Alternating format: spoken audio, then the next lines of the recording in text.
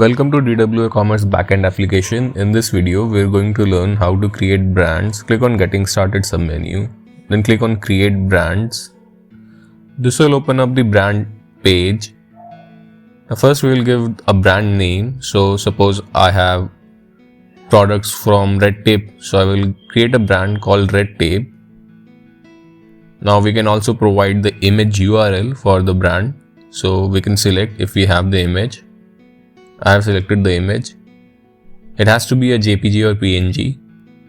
Now next we will have the from and through date. So I will enter the from date.